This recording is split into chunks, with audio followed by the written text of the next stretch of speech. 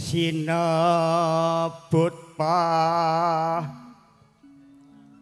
lawan putri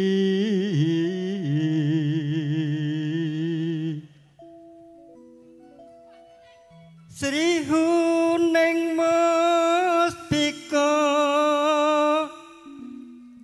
Tuban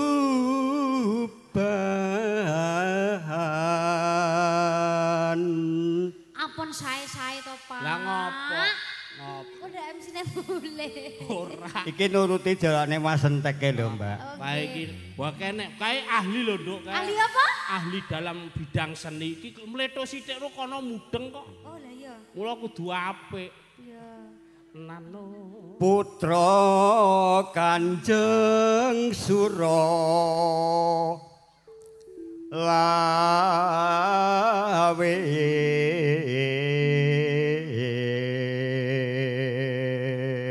Ika iso sarimbitan coklat ketemu coklat to. Jenenge jodoh kok. Jodoh ya Allah. cocok serasi ya Mas. Serasi nggih Pak maksudnya. Kok jodoh. Yo ngene iki jenenge penyanyi iki sandangane yo ngene iki. Iki iso cocok serasi jare jodoh. Ah, sesuk ganti rikma semirireng. Jodoh dadi putune maksudnya. Oh, putu to. Oh, Sri Huning kleru dah. mboten sanerpes Pak. Santai mawon. Iya. Kula gandeng pripun? Mboten sandredeg santai mawon. Lah ya piye lah ya perkewuh. Menek ra kruwak lambemu. Anu wong bingung. Dok pranggung bojone. Piye, Mbak? Piye, Mas?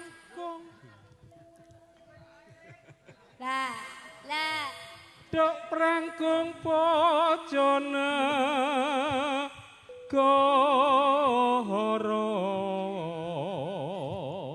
Ya pomo kleru ya apik MC-ne ya. jenengan nggih sae kok, Pak. Ya terusno Mas. Walah. Alah terus ngono le. Bebelo wiratmo ya tan burung monggo. Tan burung Sri Huning gugur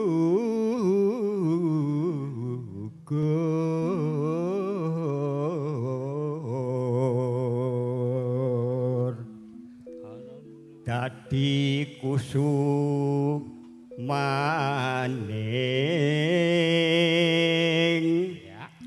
bangsa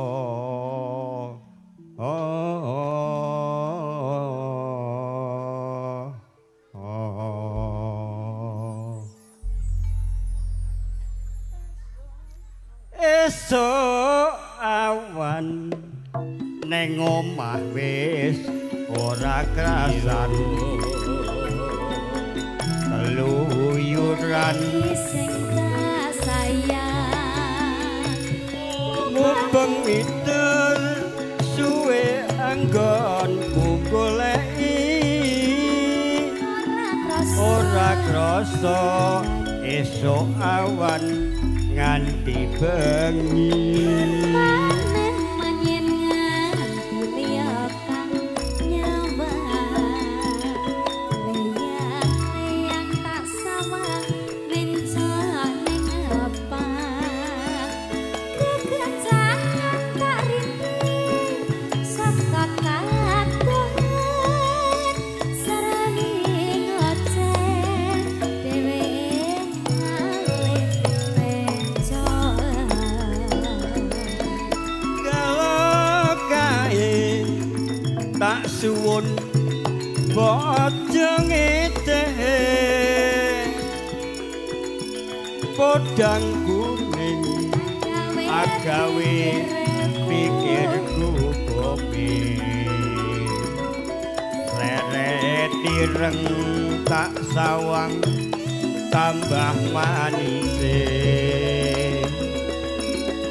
Ibu bunga yen lakon nyanding seliraku ora ku ngerti ku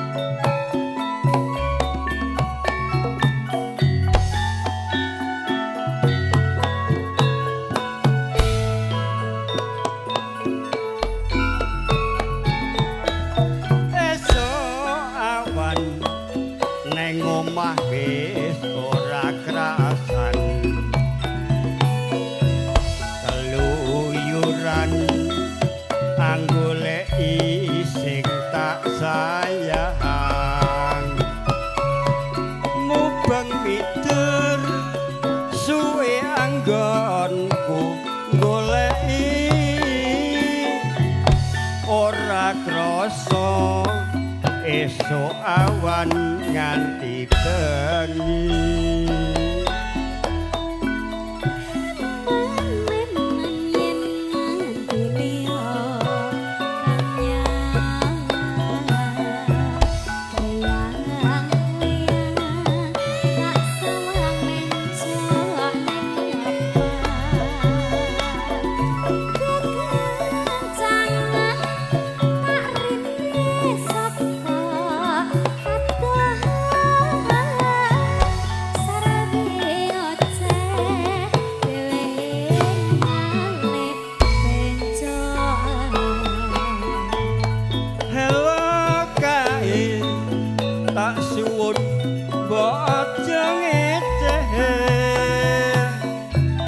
Kodang kuning agawe pikirku kowe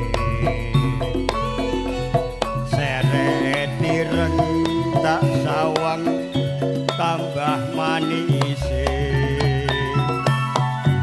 ibu bunga yen lakon nyanding sliramu